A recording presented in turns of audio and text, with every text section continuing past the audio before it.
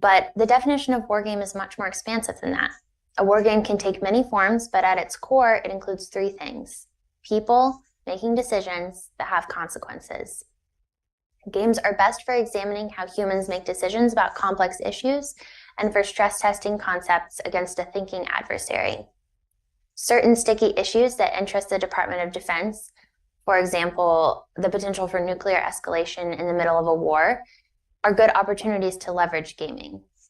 When done well, these games can lead to even deeper insights than traditional research methods would alone. And so war games are traditionally used for two purposes: analytic games and educational games. Educational games offer sort of an experiential learning opportunity for players, allowing them to better grasp very complex topics by forcing them to kind of grapple with trade-offs and the consequences of their actions. On the other side, analytic games allow researchers to explore complex questions, to test hypotheses, or to develop new operational concepts by, again, putting controlled pressure on the participants and seeing where they take things. The Gaming Lab at the Center for a New American Security runs games just like this as part of the CNAS Defense Program's research agenda. And recently, the Gaming Lab ran a game with the U.S. House Select Committee on U.S.-China competition. It's a bipartisan committee that kind of takes a holistic look at how the U.S. can mitigate threats posed by the Chinese Communist Party today. So to supplement the many hearings that the committee's been doing, Chairman Mike Gallagher invited CNAS to run a tabletop exercise, which is a particular type of war game, looking at a fictional scenario in which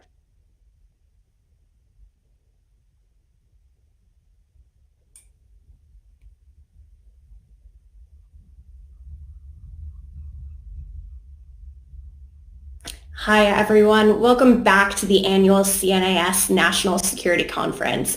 I'm Becca Wasser, a senior fellow in the defense program here at the Center for New American Security. I'm so pleased that you could join us today for what is going to be a fantastic panel on opportunities within trilateral relations among Japan, South Korea, and the United States. In 2022, Japan and South Korea began to pursue sort of nascent rapprochement after years of bitter disputes that were built on historical tensions. Relations between Tokyo and Seoul have been on a rather positive trajectory for almost a year now, and it seems perhaps that cooperation rather than tension may again be the predominant dynamic between the two countries, who both happen to be some of the United States' most important allies in the region. And this creates an opportunity for renewed cooperation, not only between Japan and South Korea, but also with the United States. As CNAS research, but led by two of our panelists today, has shown, deepening trilateral cooperation would enhance stability and growth in Asia and also ensure a free and open Indo-Pacific. We've seen nascent steps during this renewed engagement in three core areas of cooperation: diplomacy, security, and technology. But more needs to be done in order to create consistent engagement and to enable the three democratic nations to build coordinated responses to the diplomatic, security, and technology challenges that they face. For Washington, these efforts would be in line with the aims of the U.S. national security strategy and the concept of integrated deterrence. But as I've written with my colleague Stacey Pettyjohn in a recent CNAS report about integrated deterrence with allies and partners, true integration is an incredibly high standard to achieve. And it's even more complicated when you consider the fact that we've been here before with Japan and South Korea. And that means that perhaps some of the recently restored relations could quickly turn sour at any given moment. So this means we need to be thinking about ways to seize on this current opportunity to create lasting gains, even if relations end up stumbling and faltering. And this is exactly what today's panel is trying to do: identify the opportunities for trilateral engagement.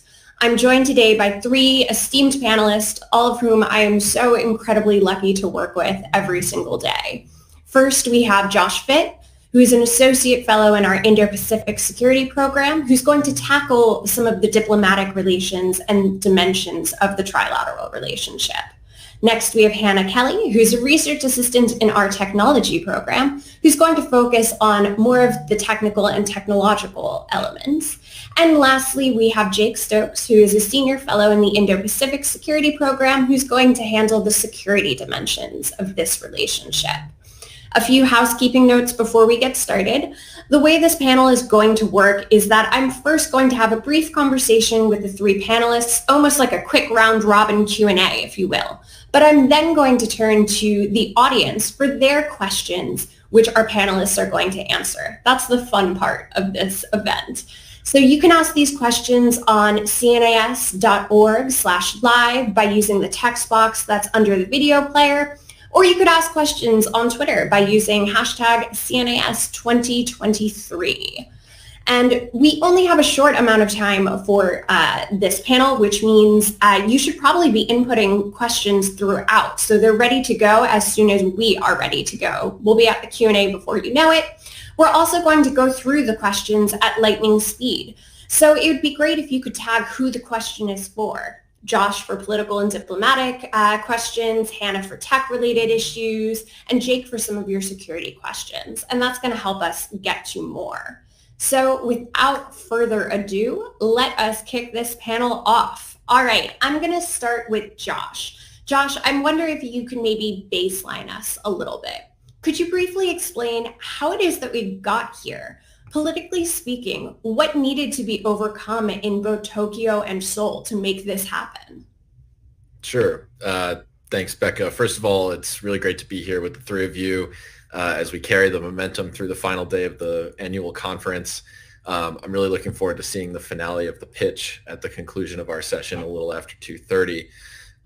So I just want to start off by echoing this point that it's a truly exciting time in the U.S.-Japan-ROK trilateral relations. Of course, there are still skeptics of the trilateral, but I think compared to a year ago, there's a strong feeling in Seoul, Tokyo, and Washington that there's a real potential for things to get back to where they were pre-2018 when relations soured, and even go further than that as well. Historically, the trilateral has been pushed closer in response to discrete provocations from North Korea, but as Assistant Secretary of Defense for Indo-Pacific Security Affairs Eli Ratner mentioned in a fireside chat earlier today with our Program Director Lisa Curtis, the United States and its two allies are now boldly saying that a functioning trilateral relationship is important for regional stability and ought to be sustained just as a matter of course and not just when there's a discrete threat from North Korea.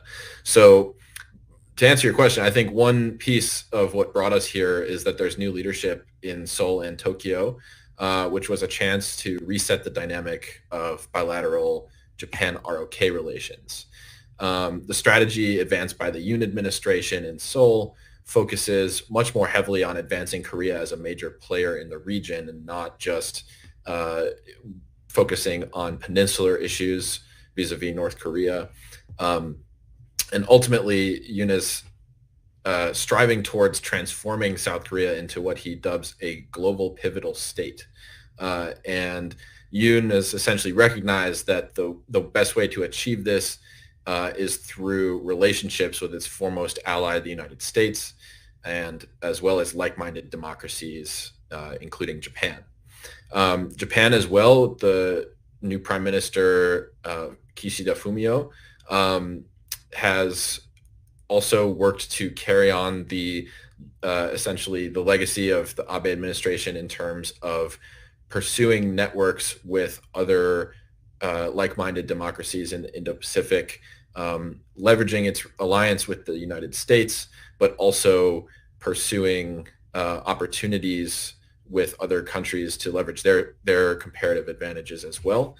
And of course, Korea, as one of Japan's closest neighbors, is an essential piece of this. I also think, in addition to the new leadership in those capitals, the United States acted as a facilitator in sort of bringing the parties together, not necessarily inserting itself into the middle of a historical dispute, but rather reminding both sides of the stakes and ultimately the opportunities of greater trilateral relations. But perhaps most of all, I think it was a realization in both Seoul and Tokyo that the threat environment in the Indo-Pacific and particularly in Northeast Asia is rapidly deteriorating due to an increased aggression from China and North Korea. But for more on that, I will leave it to my colleague Jake to discuss that security and defense aspect of things.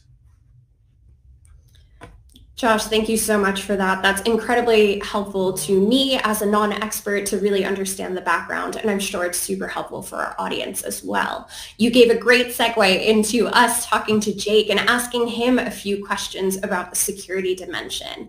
I think traditionally, one of the things that we've found, in sort of state-to-state relations is that even when there are tensions, it's usually the military to military relationships that continue, even when things are politically difficult. Has that been the case with South Korea and Japan? If so, what are some of the most common forms of security cooperation between those two nations? Have they endured even at some of the low points in the relationship? Yeah, well, thank you very much, Becca. And it's great to be here with you, Hannah, and Josh to talk about such an important issue. And I think, if anything, it's kind of understudied as all of this focus in U.S. and increasingly global policy looking at the Indo-Pacific. This is such a critical relationship. I think in order to understand where the Japan-ROK defense relationship is today, we actually have to take a step back and consider its recent low point.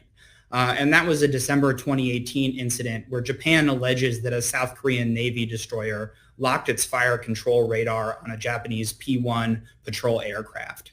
Of course, Seoul disputes this characterization of events, but generally speaking, locking a fire control radar is sort of the last step before firing, and so seen as pretty escalatory. So that was kind of seen as the recent low point and really embodied the deep lack of trust between the two states. And to your point, or to your question, that had filtered down even to the military operational level in some pretty unfortunate ways. Since then, as Josh has mentioned, leadership in both countries has changed in really important ways. And President Yoon and Prime Minister Kishida have improved the relationship across nearly every area, and this includes the military sphere. And a lot of it is driven by those deepening threat perceptions from North Korea, China, and to a lesser extent, Russia. And I think in this context, we've seen a pretty swift set of activities that indicate the deepening and improving military relationships, both bilaterally but also trilaterally with the U.S. So we saw the leaders from the three countries meet on the sidelines of the NATO summit in Madrid last June. In March of this year, South Korea's foreign ministry announced that it would normalize what's known as the General Security of Military Information Agreement, or GSOMIA, which is a vital military intelligence sharing pact with Japan that had been suspended back in 2019. In April, we saw the first trilateral embark on board a U.S. ballistic missile submarine involving senior commanders of the submarine fleets of the three nations, so an important area for operational cooperation. Also in April, at the higher official level, we saw the three powers revise their defense trilateral talks at the Assistant Secretary or Director General levels, and that was between Japan, the ROK, and the United States. And they've already agreed to hold the next round, so it shows some kind of faith in where this process is going. And importantly, that was followed closely by Japan and South Korea themselves holding their own bilateral security talks for the first time in 5 years, quite a long time. And those included both the defense and foreign ministry officials in what we would call kind of a 2+2 somewhat format. And then we've seen a couple major trilateral exercises this year, including a ballistic missile defense drill back in February and an anti-submarine exercise back in April. So again, seeing that operational integration. And then finally, the country's defense ministers just met in Singapore on the margins of the Shangri-La dialogue. And that was the first meeting of the two countries' defense ministers since the fall of 2019. So many years with lots of events intervening. And there they agreed to advance cooperation between their defense authorities broadly, and also agreed to speed up working level talks on pending issues, including what they're going to do to prevent another radar lock incident that, as I said earlier, derailed ties or was a major factor in derailing ties a few years ago. So as you can see, there's a lot going on in the defense and security space, which is particularly indicative both of the improvement in relations between Tokyo and Seoul, but also that deteriorating security environment in Northeast Asia. Well, there most certainly is a lot going on there. And I wonder if there's that kind of energy on a different side of the relationship, which is looking more at the tech side. These are two economic and technological powerhouses, specifically in some core areas, including semiconductors, which Hannah and I have written about together. So Hannah, I'd like to ask you, since the thawing of ties between Japan and South Korea, have we seen a shift, any sort of tangible steps toward greater technological cooperation? And if so, which core areas are those happening in? Sure. So first of all, it's a pleasure to be here with all of you and everyone watching remotely. Yes, to answer your question, bottom line is yes. The recent thawing has already had substantial impacts on tech issues between the two states, and I think holds potential for even greater cooperation in the coming months if this new momentum is really harnessed. We see this shift especially with recent developments surrounding Japan's 2019 export controls on key chemicals, which South Korean companies need to manufacture semiconductors and displays. This was a real pain point in the country's tech relationship, after which South Korea filed a complaint with the WTO, and both states downgraded each other's trade statuses. But more recently, in March, Japan dropped these export controls and South Korea dropped the WTO complaint.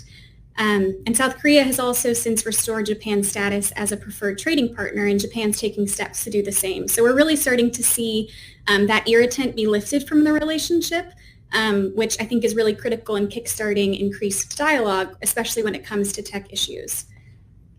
Just last month, President Yoon met with Japanese business leaders and encouraged increased tech cooperation between the two states. And Prime Minister Kishida met with leaders from various top semiconductor companies, including Korea's Samsung, which is considering building a chip facility near Tokyo, and there's talk of potential Japanese subsidies to help get that off the ground. So again, just really positive movement happening, both at sort of the regulatory level, but then also engaging industry in both states. And as Jake mentioned, top leadership have met on a number of occasions in recent months, but also in recent weeks, including on the margins of the G7, to discuss shared challenges that the two states face, including the North Korea threat and Chinese movement, more assertive movement towards both states, but also to reflect on some of the aligned interests when it comes to discrete tech topics. And so as Becca, you mentioned, semiconductors is obviously at the fore given the strength of these two countries in that sector. Both countries are part of the CHIPS 4 partnership, so there's sort of a platform for dialogue in that vein, along with the US and Taiwan. Batteries and electrical vehicles are also an area that is of interest for these two states. And then, of course, supply chain resiliency more broadly, given all the disruptions that we've seen in recent years and the need for more collaboration to really shore up critical technology supply chains. And technology cooperation is by nature an investment in longer-term relations. We know this from the semiconductor supply chain disruptions, just how interconnected the technology sector is and how interconnected technology partners are. And so entering into deeper tech cooperation at this point is really rarely done casually. South Korea is a leader in manufacturing technologies, and Japan is a leader in materials and equipment and components. There will always be healthy points of competition between the two countries and between their disparate tech sectors. But there's also many points for potential cooperation given shared interests and complementary strengths. And so I think we're really starting to see that potential for being really a powerhouse together coming to the fore in the last year. I mean, you're leaving us on such a positive note. Me being a little bit of a pessimist, I hope that we get at some of those more competitive elements, ideally in some of the questions that we're going to be receiving from the audience. Speaking of which, I see some great questions coming in already, but I'm greedy, so I would like more. So please, please, please keep the positive momentum going and keep sending us your questions. A reminder that you can use cnas.org/live, or you could use hashtag CNAS2023 on Twitter. Okay, now we're going to move to sort of the quick round robin part of this panel, which is I'm going to ask a panel to all three panelists, and they're going to answer pretty quickly. So for all three of you, which areas of cooperation do you think hold the greatest promise for deeper trilateral engagement? And specifically, what would you like to see as the next step in this relationship? Josh, let's start with you. Thanks, Becca. I'll try to be as quick as I can. So yeah, as Jake mentioned, there's been a great deal of progress in terms of trilateral diplomacy at the leader level, the ministerial level, vice ministerial level, et cetera. I think that's important, and I applaud these diplomatic overtures, and that's really the backbone of identifying, enabling, and sustaining areas of cooperation. But to answer your question, I think sort of paradoxically, one area that holds the greatest promise, in my view, for deeper trilateral engagement is the Quad.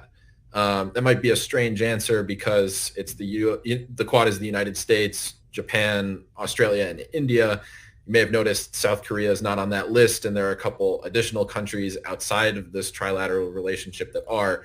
But I think the Quad holds great promise because I think what the trilateral relationship ultimately suffers from is an agenda issue.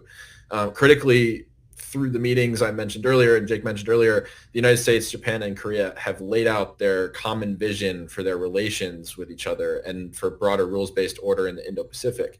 But I think a vision without initiatives lacks an agenda. And so in just a few short years, the Quad has emerged as the focal point of multilateral collaboration in the Indo-Pacific.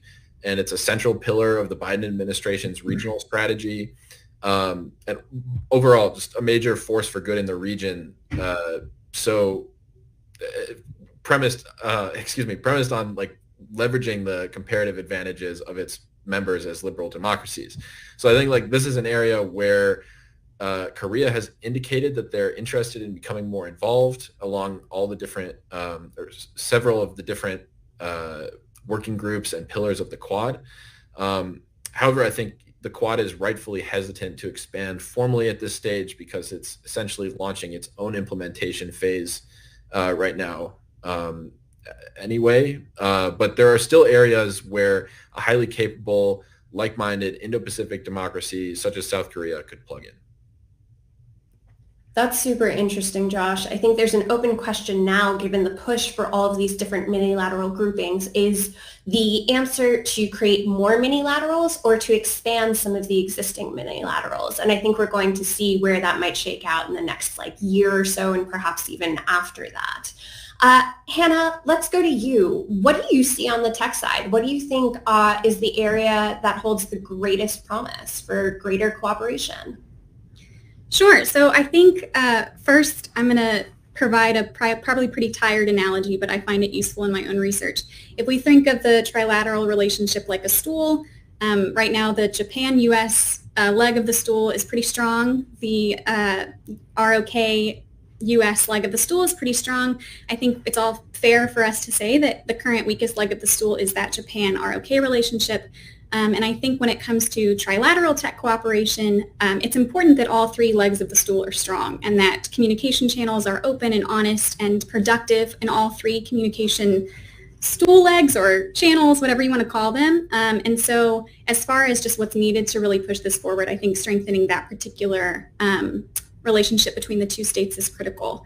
We've seen a lot of improvement in recent months, but we're already seeing talks of increased Japan-ROK cooperation on the tech front, which could really be a springboard for more concrete strategic alignment in the two other areas as well. I think what's really interesting about technology policy writ large, and we see this in the United States, it being a bipartisan issue in the United States, it's certainly something that Democratic allies and partners often can come to the table and have constructive conversations about, just because it's recognized as this key indicator of global power moving forward. And it's also very obvious that with so many different players moving in the space, there needs to be some sort of cooperation and collaboration to make sure that the rules of the road are set by those that we want to be setting them when it comes to norms and standards. As I mentioned earlier, there is already interest in coordinating more on semiconductors, batteries, electrical vehicles, etc. But the South Korean Vice Minister of Science and ICT also recently spoke about how the ROK is considering expanding cooperation with Japan in sectors like AI and 5G and 6G wireless networks and space and quantum technologies. And so I think there's an appetite to really stretch the relationship's legs in terms of specific tech sectors that they can cooperate on. But as Josh mentioned, concrete agendas and initiatives matter to see what that's going to look like in practice with industries that might have competing interests, with differing relationships with third party and third country players in these tech spaces. It's really going to be difficult to tell how successful that further cooperation will be until we really start to see actions being taken. I think one thing that's really key, though, is the issue of tech talent, which cuts across all sectors and is of particular concern in both Japan and South Korea, given that both countries are facing demographic challenges with aging societies. And so I think one thing that they could really collaborate on in the near term is fostering talent exchanges and STEM outreach programs to get at some of those more complex demographic issues in the near term, and not end up behind in different tech conversations because of that sort of cleavage. And by leveraging both states' existing tech talent and really pushing to foster that of future generations, I think that's kind of the best place that they can really push to maintain their respective technical advantages. Again, in strengthening their bilateral relationship, but to the benefit of the trilateral relationship. So again, in addition to collaborating on discrete tech sector issues, I think the issue of critical tech talent is really ripe for cooperation for these two players.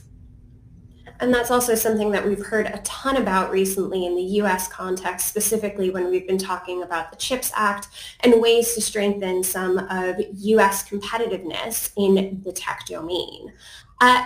Jake, what about you? What do you see in the security domain? Yeah, well, let me just share kind of two near-term goals or opportunities and two that might be a little bit more of a stretch. So we already see the three partners, Japan-ROK and the U.S., are working to activate a data sharing mechanism to exchange real-time missile warning data, ideally before the end of the year. And so that's a really important near-term step. But you could envision adding on things in that space related to maritime and space domain awareness that could be fruitful and would be of interest to all three countries in the pretty immediate future. Second, I think there's probably opportunities for additional bilateral military engagement to help build trust between Japan and the ROK, even without the United States in the room. So Josh and I were in Japan last week, and we heard some rumors that we might see bilateral exercises or patrols in the coming weeks or months, although nothing's been announced yet. So we'll have our eyes peeled for those for sure. So those are the two kind of nearer term. I think there's two more that could be a little bit more of a stretch. I think we could see Japan and the ROK conducting more consultations about potential contingencies, even if it's not quite to the level of contingency planning. And of course, those would be related to contingencies around North Korea, around Taiwan, and they might even exchange views along with the United States on some extended deterrence issues, including some of the nuclear components. We've seen recently the establishment of the U.S.-South Korea Nuclear Consultative Group, which came out of President Yoon's summit here in Washington with President Biden. And that has really important overlap with the longstanding U.S.-Japan extended deterrence dialogue that's been ongoing since 2010, although at a slightly lower rank level and more quietly. Of course, the national context and views on nuclear weapons and nuclear deterrence are quite different between the two countries, so it would really have to start slowly, but there's potentially some value there. Finally, I think there's actually a range of longer-term consultations on practical military issues that both countries face. So here, thinking about how to respond to gray zone pressure from China, improving integrated air and missile defenses, for a range of threats, effectively integrating emerging technologies such as uncrewed systems and AI into their joint forces, And then finally, relating to the demographic decline that was mentioned earlier, addressing some of the military personnel challenges that such a steep demographic decline will present to both sides. So those are a few of the areas that we might build on this relationship going forward. That's super interesting, and thanks for splitting it down into sort of two different time frames, if you will. I think, in some ways, you've pulled the thread together across all of these different areas, and it goes back to Jake, right? The sort of political part, to Josh, some of the political part, the historical mistrust can actually stymie some of the tech cooperation as well as some of the defense cooperation. Integrated air and missile defense is a really high bar to achieve because the integration requires sharing really sensitive information and data, and states that often have tensions find that to be a little bit difficult to get to. So this brings us to the audience Q&A, and the first question dovetails quite nicely. So this one is for Josh. And Chaz asks the really, really important question of, are you concerned that the historic alienation between the two countries will contribute to mistrust that might jeopardize the alliance in times of immense stress, such as a potential invasion of Taiwan? Thanks for the question, Chaz. In short, yes, I think that is a concern. And, that's something that we've seen over the past 4 years. If that had happened in the time of great need, such as a Taiwan contingency, I think that is a great concern. However, to your point, I think that that's why it is so important right now, when there is positive momentum in the trilateral relationship, to solidify the progress on institutionalization, building out mechanisms on the defense, technology, diplomatic spheres that would withstand relationship turbulence when something like this eventually comes, which obviously I hope never would. But having essentially having the reps in a time such as now is what would be critical to having things go smoothly in a situation like what you've described. Yeah. Oh, we're getting so many questions coming in. Now I have to decide and start choosing who gets what. Okay. I think this question is probably best posed to Hannah. And Mark asks, what role has a shared threat perception of adversaries played in getting Japan and Korea to cooperate on tech issues? That's a great question, Mark. So Hannah, really interested to hear what your response is. Yeah, that's a great question. So as has already been mentioned in this panel, the North Korea threat has really, I think, spurred this conversation to the fore perhaps earlier than it would have, as far as encouraging both states to start to thaw the tension that was existing. I think at the same time, there is this shared understanding of this increasing threat when it comes to China. And characterizing that threat might look differently between the two states in some ways, as South Korean industry is still very much wrapped up in Chinese markets, as are some Japanese assets, as are some U.S. assets. So there is sort of this tension between economic interests and this threat perception. But I think this sort of shared understanding of who's moving around us, what are they moving on, and do we want those who are moving the fastest to be in charge of setting the rules for the road? I think we see this a lot when we look at the Russian war in Ukraine. We see this with North Korea. We see this especially with China. China is moving extremely fast in certain technology areas. It doesn't mean that they are necessarily the leaders in those technology areas yet, but they're really trying to catch up. One example that comes to mind is artificial intelligence. They're really pushing with artificial intelligence right now.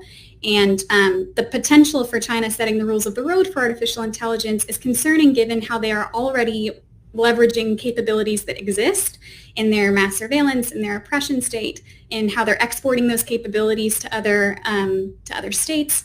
That is really concerning. And I think given that both Japan and South Korea are in the neighborhood and they're watching that sort of happen before their eyes while they're tracking their own interests and being leaders in these critical technology sectors, I think there's also a shared understanding that we have to get over some of these speed bumps in our relationship so that we can be sitting on the same side of the table, writing rules for these technology sectors that we really want to be leaders in, and we really want to be involved in the global economy when it comes to these technology sectors. But if we're too busy sort of struggling on the side, that conversation is going to pass us by. And I think they want to be a part of that conversation, and both have shown long-standing positive relationships with the United States, but even recently their relationships with the United States, I think, have been strengthening too. And I think that also comes back to wanting to be on a certain side of the table when it comes to technology use. So hopefully that answers the question. Fantastic response. I see that we've got a defense question, so I think that means that, Jake, you're about to be up. And I think that we might have some navalists in the audience based on this one. So this is from Sean for Jake, and he asks, is the recent announcement of a South Korean carrier an indicator of a broader defense shift and possible deeper cooperation with Japan that is to come? Yeah, there's always this question, I think, about what capabilities mean for intentions. I mean, as Josh mentioned earlier, there is a push by the Yoon administration to sort of think beyond the peninsula in terms of Korea's interests, and some of that is going to apply in the security sector as well. You know, I think there is ultimately a balance about, given the real and very severe threat from North Korea, about what those kinds of capabilities, especially very expensive ones like aircraft carriers, you know, how much they apply to South Korea's security situation in particular. But I think in general, as a power projection type capability, it implies a desire to have a broader regional presence. And I think that definitely opens up more capabilities to or possibilities to potentially exercise bilaterally with Japan, trilaterally, and also joining a broader set of multilateral exercises that you're seeing really across the Indo-Pacific, whether, very, very broad U.S.-led ones like the Rim of the Pacific exercises, and some of the more narrower configurations that you see, really on a somewhat continuous basis throughout the Indo-Pacific. So I think in many ways it suggests a Korean ambition to plug into a network security architecture in the region, and Japan would be a natural node for that, especially as relations improve. I mean, that definitely sounds like integrated deterrence in real time to me. We've got this great question from Sherry that seems to be marrying up both the political scene in Asia with the U.S. domestic scene. So Josh, this one's going to go to you. Sherry asks, to what extent does the uncertainty of future U.S. leadership play a role in the effort to strengthen this trilateral relationship? Thanks for the question. Definitely an important aspect of this dynamic. I think it's interesting to note that while we also have this challenge, perhaps in the United States, one of the greatest sources of distrust in Tokyo is the concern that whoever succeeds President Yoon in Korea in 2027 would undo any progress similar to when Yoon's predecessor undid a bilateral agreement signed during his predecessor's tenure, President Park. So in one sense, I think just this is a reality of democracies that choose their leaders. Opinions on some issues can swing back and forth like a pendulum and overcorrect. But ultimately, this entire rapprochement between South Korea and Japan has been politically risky, and the extent to which it has succeeded so far is due to the bold steps taken by both leaders. I think that going forward, both Tokyo and Seoul will need to continue to demonstrate the value of a stronger relationship with their counterpart to their own domestic populations, who may be quite skeptical, whether that's due to mistrust or looking at the past 4 years of bilateral relations and thinking it wasn't so bad, or even thinking that the bilateral relationship with the United States is sufficient. To some degree, that baseline understanding that the trilateral is important has been established already in Japan and South Korea. And I've seen polling that indicates a desire for stronger relations, even defense relations with each other. But in the same stroke, a strong disapproval of some of the specific tactics that may have been employed by leadership. So if these overarching changes to Japan-Korea relations are to last, they ultimately need to be supported by the people. Now, to get to your question, I think a similar issue facing the United States is the duty of the leadership of the country to convince the public and to show the public that these things are worth pursuing. They're worth American tax dollars. They're worth other commitments. So I think in the remaining years of the Biden administration, and just generally as think tankers and policy analysts, these are things that we need to also think about in terms of talking about this agenda more broadly. But lastly, I think it's important to acknowledge that this is something that U.S. allies are thinking about themselves. One further data point is in the U.S.-Japan alliance specifically, Japan released its 3 major strategy documents last year, which really signaled an evolution of its thinking on foreign and defense policy.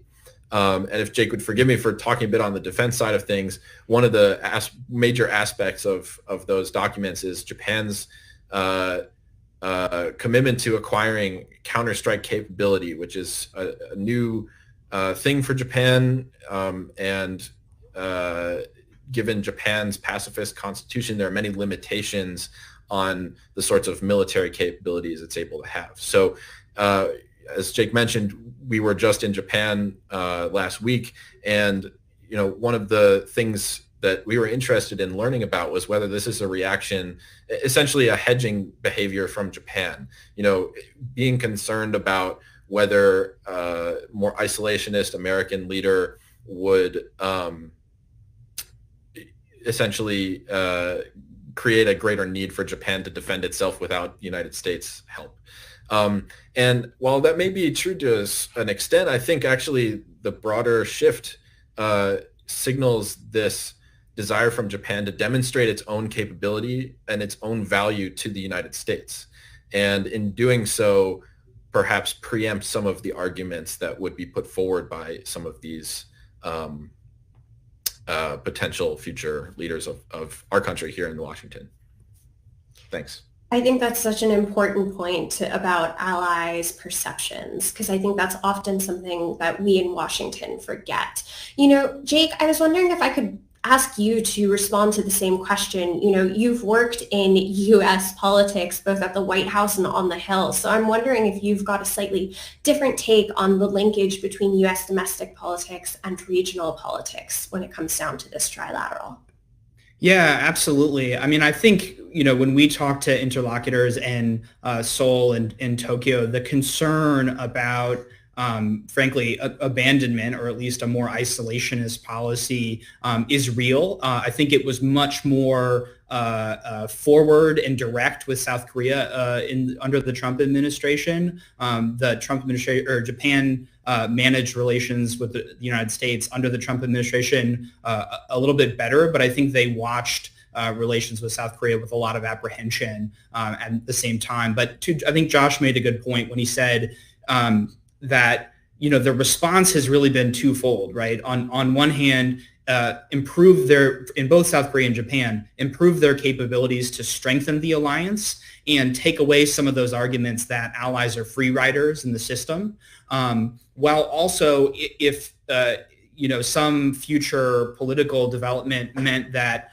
they didn't have the support of the United States, or at least not to the extent that they needed, they would be in a better position to defend themselves. But I think it also suggests something about both states' ambitions to improve relations with each other and to plug in with a broader security network that isn't totally reliant on the United States. The United States is a critical player, but it's not the only hub or only link kind of in the security chain in East Asia. So in that sense, the things Japan and Korea are doing to respond to this potential in American politics are ultimately fairly healthy, I would argue.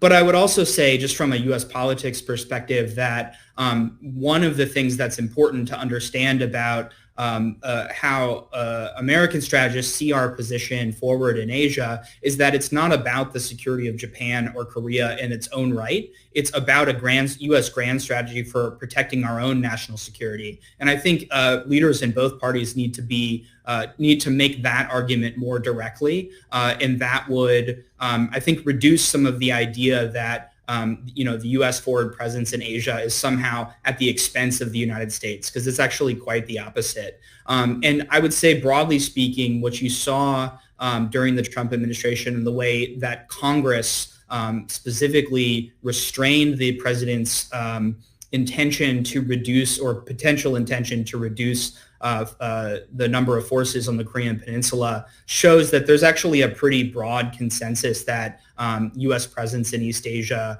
is critical to the security not only of that region, but of the United States itself and the security of the global system more broadly.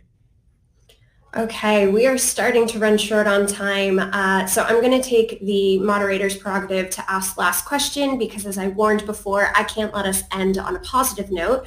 So let's add a healthy dose of realism into this panel. Since we are so short on time, I'm looking for like a one-word, 30-second answer.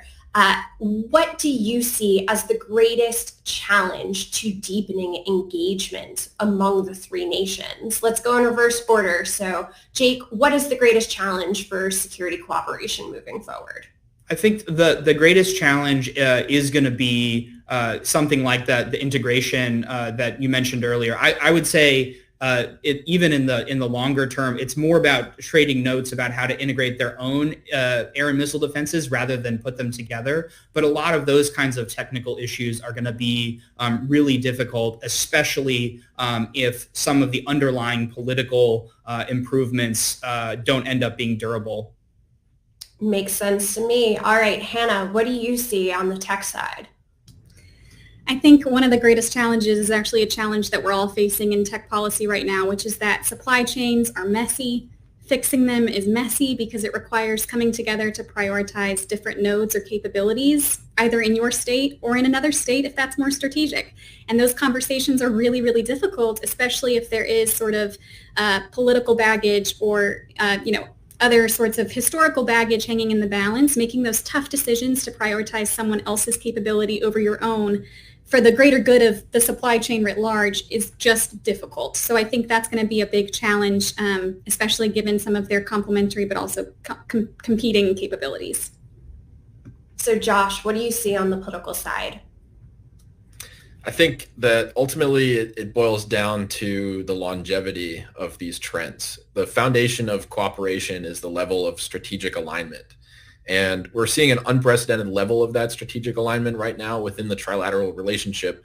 But the degree to which this progress will be sustainable is dependent on the degree to which these ideas are independent of any particular leader, and instead a representation of the shared values of the countries themselves and the peoples that live in them. And like I said, the fact that all three countries are democracies mean that the leaders will change. So that's just an inevitability that we have to prepare for.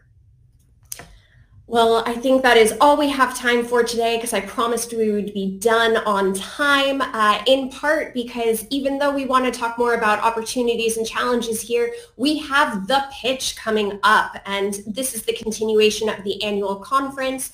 I was lucky enough to judge an earlier round of the pitch, so I've heard some of the contestants' pitches before. You don't want to miss this. So we're going to take a short commercial break, if you will, and we'll be right back. So continue to tune in on cnas.org/live and follow along for the pitch. Thanks for tuning in, folks.